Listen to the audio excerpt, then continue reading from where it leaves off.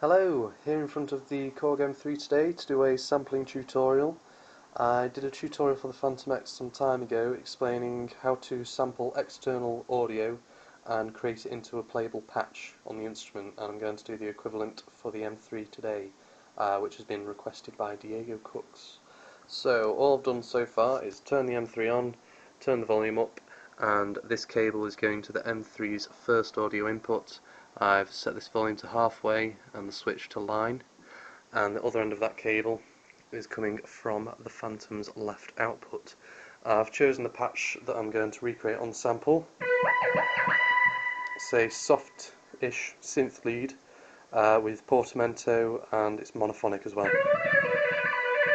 There's quite a lot of reverb on the patch, so to allow me to have control over the reverb amount once I've created it on the M3, I want to turn that off, and then I'll use the M3's internal effects to recreate the full sound. So with all effects turned off, that's the dry sound, and I'm going to turn the mixer volume for the Fantom off.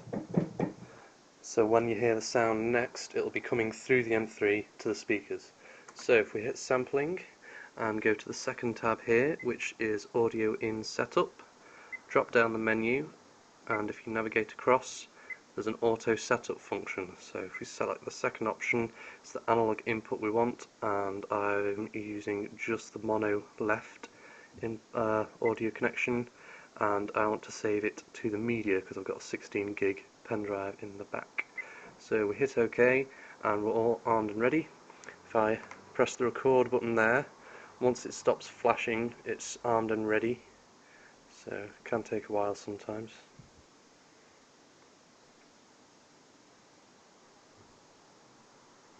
Okay, it has stopped flashing even though it's not showing it on the camera, and in fact the sampling button isn't flashing either. So you will notice that flashes, but as I say, there we go, it's not flashing now on the video. Don't know why, but there you go. So it's armed and ready. I'm going to hit start and then press and hold a key on the Fantom. But first of all, what I want to do is make sure I don't get any glide at the start of the note, because there'd be nothing worse than pressing the first key to sample and getting that glide into the note. So I'm going to sample that D. So hit start.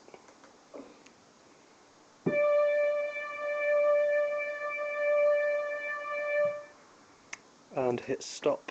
So now that we've created that sample, we need to load it so it's ready to play with. So I've just gone over to media, and it'll be at the top of the sort of highest area. So if you're in a folder, for example, you're going to want to just repeatedly press up and then scroll all the way to the top, and that'll be your sample. So load that sample back to the sampling screen and to the first tab, and in this menu here you'll have all the currently loaded samples. So if I press that one and press the lowest key,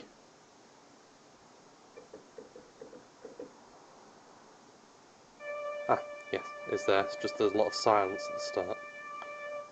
Okay, so we need to edit that sample, so page select and sample edit, and we need to chop off the silence at the front and end. So if we just zoom slightly, so our sample starts about there,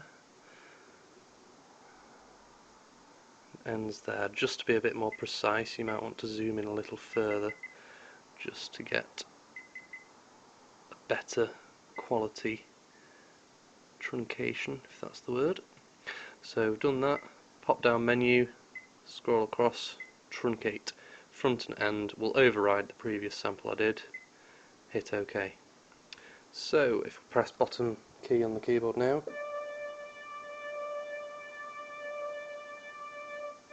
that's my sample. So to create that into a patch, we want to go to the multi-sample, and we've got there under the first index. Now we don't want 8 indexes, so the quick way to remove them is just highlight the one you don't want and press cut. So that removes those other 7. So we've just got 1 index for the whole keyboard. Original key was D4. There we go. And we want the top key to be right at the top, which is C7. So now that is, in essence, the core elements of the patch. One thing you might want to do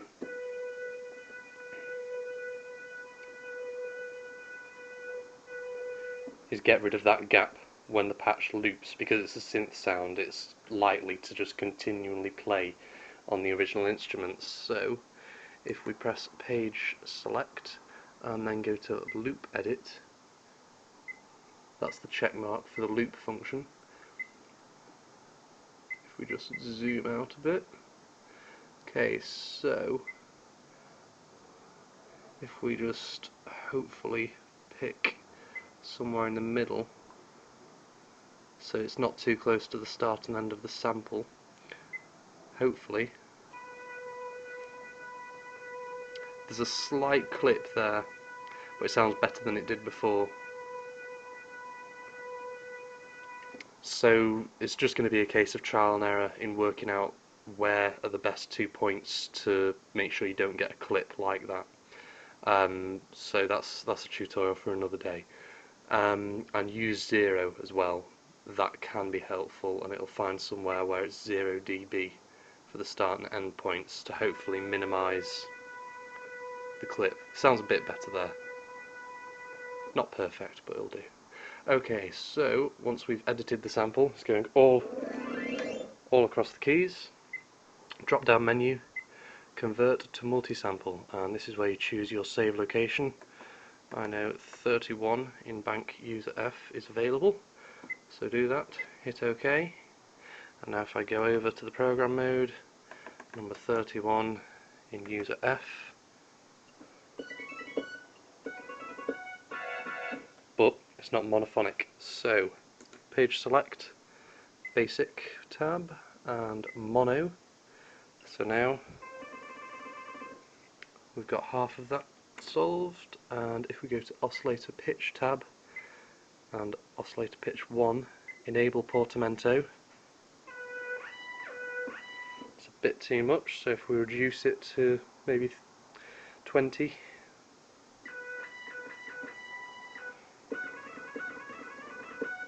it's a bit better.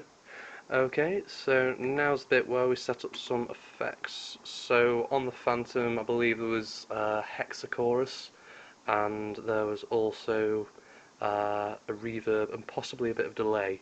So if we go to page 8 and select Intel Effect 1, setup, and we want a chorus. So let's try Poly 6 chorus, and let's give it a bit of compression actually. So we'll put that on there on the second slot, in fact. So we've got compressor, chorus, and we'll put a reverb in after. So this tab changes it so the IFX1 is going to go through IFX2. And then you can pop out this menu up here and choose an effects preset, which is just a nice quick way of finding suitable effects. So there's not many to choose from there, so I'll just have a fiddle.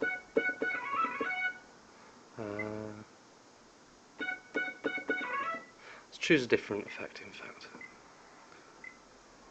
Let's choose stereo chorus.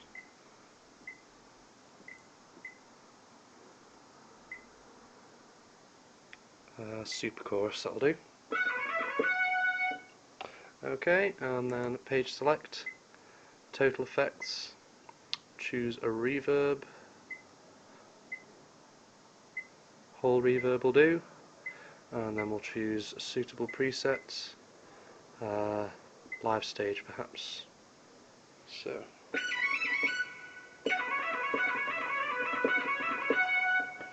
okay, so that's how to create a sampled audio clip into a playable patch across the keyboard.